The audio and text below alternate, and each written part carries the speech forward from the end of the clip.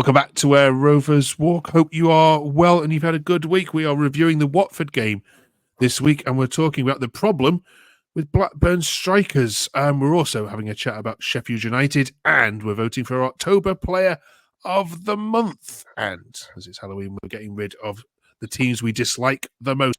Come back to Harry, Jason and Mark on Where Rovers Walk. Let's get straight into it then. Harry, you've got a striking problem, haven't you, at Blackburn? Yeah, I think we do. I think goals is something that I worry about long term, where the goals are going to come from. We got off to a really flying start with the goals we were scoring. Everyone seems to be chipping in from everywhere, but now it seems to look like none of the strikers necessarily they've gone on a bit of a dry patch. Gay, I think Gay was a real worry on Saturday. I thought his entire game was really poor. I mean, everyone has those off games, but I think he needs to start putting some performances, and or else fans will start turning. Hashi, I've still got hope for. He has shown that he can hit the back of the net and can be a really prominent striker.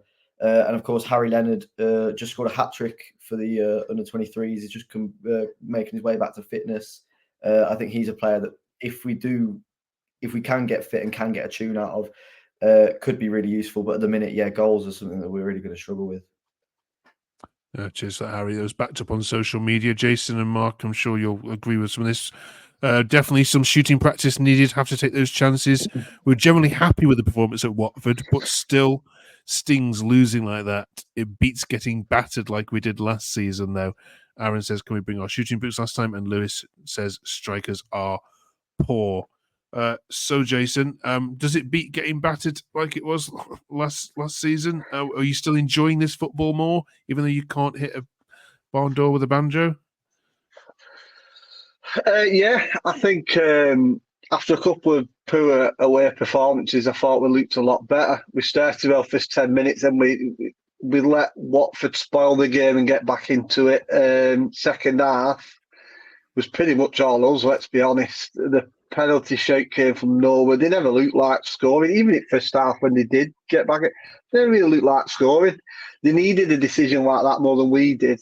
I think the worrying point of view the worrying side of it from our point of view was our best chance come from the centre back who hit the bar, and I think that's the worrying side. I think Gay's slowly morphing into Sam Gallagher, and he'll be signing for Stoke in about 12 months, I think. It just seems to be getting worse. And my personal opinion on the striker issue, and I'm not going off on one here, I'm just going to say it, is we do seem to be switching quite a lot. And maybe it's the lack of run of games. Maybe that's where the issue lies, is that he is picking either Oashi or Gay, depending on who we're playing. So maybe it's that what's causing it, is that neither of them are getting running games. And so that, my opinion, is that. And I think it's the lack of run of games that neither of them's getting. I'd like to see them both on the pitch at some point and see how they get on with big lad up the front and, Oashi maybe behind him on the wing, maybe, but I just think, our best chance of the centre backs at the moment, and it's worrying. Cheers, Jason. Mark, are Rovers paying the price for not bringing in an experienced striker in the summer? We know we heralded the recruitment business as being good at the time, but they were all gambles, the strikers that you bought in. Yeah. Are you paying the price a little bit now for not bringing in even like a League One or a League Two experienced striker? Like I think we are. Callum Langstaff. Yeah, I think we are a little bit now. I would say when we obviously, the recruitment team, obviously, they looked at obviously the players that we could get in. Obviously, I think it's fair to say none of us and none of the fans really knew who they were anyway when they come in. And I think it's like any striker that comes into the league that's unknown tend to get off to a good start. But, it's a very, very difficult league, the Championship, and teams quickly do the homework on players. And I think we've said in previous weeks, once teams get to grips with how the opposition plays, etc., it's kind of been found out a little way. It is still early days. It's only 12 games in, but the Gay situation looks a little bit concerning for me. And I think obviously Jason was just saying, obviously, we keep swapping and changing, playing Ohashi or Gaya. I actually think that's produced this. He's probably not confident in either of them at the minute, so he's obviously just changing it about. But I think it would be good, like Jason said, to see, get them on the pitch at the same time at some point and see if that makes any difference. Because I do think we seem a little bit more restricted in how we're setting up a little bit. So, but yeah, if we could have, like you said, just gone for like somebody in League One who was a bit proven and who could have come in and helped a bit. But when you start getting to these winter months and it's Saturday, Tuesday games, it's a long slog. Absolutely. So I've got a couple more. Cheers for that, Mark. Barry says Rovers are beginning to see what happens when you don't bring in experienced strikers at this level, which is our point made. Now says Watford were the worst team we've played all season and we can't score. And Lee says, I definitely think, and Harry, if I can get your point on this one, if that's okay, I definitely think that Buckley and Trav should be our centre mid. Book's awareness, distribution is second to none, and I'll have JRC on the left wing. Definitely needs someone that can take a shot comfortably up front too. What about that, Buckley and Trav? Well, I've been crying out for Buckley for the last sort of. I think he may be our most talented midfielder on his day. He's not necessarily as gifted in certain areas as a Travis or a Tronstad, but I'd actually play all three of them. I'd play Travis and Tronstad as a 2, and I'd play Buckley just ahead of them in that sort of role that in that 10 that Dolan's trying to play, or maybe it's sort of like an advanced 8. Because I think if we're struggling to sort of have clinical with our strikers, we need our strikers to. Look, our strikers aren't necessarily taking all the chances that we make them. Then we need to focus on players that can create a plethora of chances. And we've got Todd Cantwell who can create a lot of chances. But you look at the players around him. Dolan's not necessarily going to go and slot a through ball in and make a chance for someone. Travis and Tronstad are both very good at what they do, but they're not creative midfielders. I think Buckley in that role could really thrive. I think it's something we really, and I think his all-round game is really complete. He can defend. He can put a tackle in. He can ping a pass like no one else in our team. And I think the way forward, I think, is to have him in the team no matter what. I think he's someone who can really just sort of unlock defenses in a way that we saw Cantwell do a couple of times. But if he's having an off game, then we haven't really got anyone with that kind of quality if Buckley's not on the pitch. So I think Buckley is someone that we really need to focus on playing whenever we can. But I think if we had a Travis and Tronstad double pivot with Buckley just in front of them, I think not only would that make us a bit more solid, but I think we'd create a plethora of more chances, which is just what we need at the minute. Good shout. All right, then back at home then this weekend. But Jason, is this where the home record disappears? Because Sheffield United as the visitors. I'm going to go into it. I'm going into his confidence levels against West Brom. I actually thought we'd get a win against West Brom. I think the West Brom game was brilliant. It was two good teams. It was a great measure of where we're at. We competed well. Both teams had chances. Both defenses defended well. I think the Sheffield United games will be pretty similar. I think neither side will want to give anything away. We just look a different side at home. But then, for me, we're coming off the back of a good away performance. It wasn't a bad performance. We pretty much dominated the game. We just didn't take the chances we created. So it's not like we're coming. I think they'll be more downhearted. The fact that they feel like, even Trav said it on Instagram, I believe. He said if he felt like we got robbed. So you can see what the mentality is in the dressing room after the game. That the players know the performance was good enough to win the game, really. So, no, and I think 2 home games coming up. Stoke at home's winnable. They're very hit and miss, Stoke.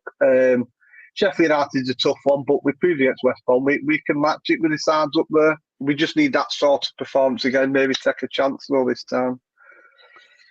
Okay. Mark, what's your thoughts on this one? I mean, we all know how Eustace is going to set this up against a very, very dangerous side. Their midfield, I think, is probably one of the best in the Championship. How do you see it going? I mean, I think Jason's hit the nail on the head with a lot of it, and I think it will be very similar to the West Brom game again. I think seeing the trend with a lot of Championship teams at the minute, really hard to break down and setting the stall out kind of thing. I personally think, and I do hope I'm wrong with this, but I think it will be our first home defeat of the season this weekend. I do think it'll be similar to the West Brom game, but West Brom, again, they lacked a bit of cutting edge and they've been lacking goals. I think Sheffield United will be just that little bit too much and a bit too, they'll just have that know-how. I think it'll be very tight. I think there'll only be a goal or so in it. But I've just got a funny feeling we will get beat on Saturday. But I think it will be a good game. And then I obviously we've got Stoke as well coming up, and I think that'll be where hopefully we get back to winning ways, in my opinion. All right, brilliant. Before we get your October Player of the Month, I want to ask you about that penalty decision. There were some fans, Harry, that said, well, it was harsh. He put his hands up to say he wasn't fouling the player, and then the ball hits his hand. But it was a penalty, wasn't it? Yeah, I do think so. I get it. I get why would you complain. It's a really sort of frustrating one to go against you, especially when you're playing well and a penalty has been given for something it's completely accidental. And those are the most frustrating ones at times. But yeah, his arm's in an unnatural position. He's extended his body. I think if it was at the other end, Rovers fans would be screaming for a penalty. So I think it probably is the right decision, as frustrating as it was. Okay. Jason, you usually argue these points. I'm guessing no arguments from you on this one? Trying to not make myself so stupid here. I just, in my opinion, obviously, it's quite obvious why it was given. My only opinion is, I thought we got away from this. If it hits the hand, it's penalty. I thought we got away from that. That's my argument. And there's not a lot Edges could have done. He didn't move his hand towards the ball. His hand was there. He was about the Watford player was about a foot away from him and headed the ball away from goal. So it didn't. I suppose it is a penalty. Taking me Blackburn hat off. I suppose it is, but we seem to be going backwards with this. We're going back for if he hits the hand in the air, it's a penalty. And I thought they'd moved away from that. Where now circumstances were taken into consideration. The fact the ball was moving away from goal, the ball couldn't hit the Watford play from a foot away. There was nothing Edges could have done to get out the way of it. I suppose the defining factor is where his hand was, and it was up. So I suppose, go on, it's a penalty. Yeah, go on, it was. Yeah. Hey, there we go. Finally, right. October Player of the Month time. Then, for you to choose from, I'd imagine here. Mark, kick this one off for us. I think it's been I don't know. Like looking back on the games in October, obviously we've had the 3 away defeats, and then we've had the 1 win and 1 draw at home. I think the one that stands out in my mind, I think Cantwell has probably been our better player. I think obviously I still don't think he's fully match fit, and I think there's a lot more to come from him. But there has been glimpses where he's stood out and been our main player. And if anything is going to happen, pretty much through him. So definitely go with him. But other than that, I'll be honest, I'm struggling for any outstanding or really good performances really this month. Okay, Harry. I think Mark's spot on. Yeah, it has been a difficult month to pick, but Cantwell has shown glimpses of that player that everyone thought he might be when he was at Norwich, and he never quite made it at Rangers. But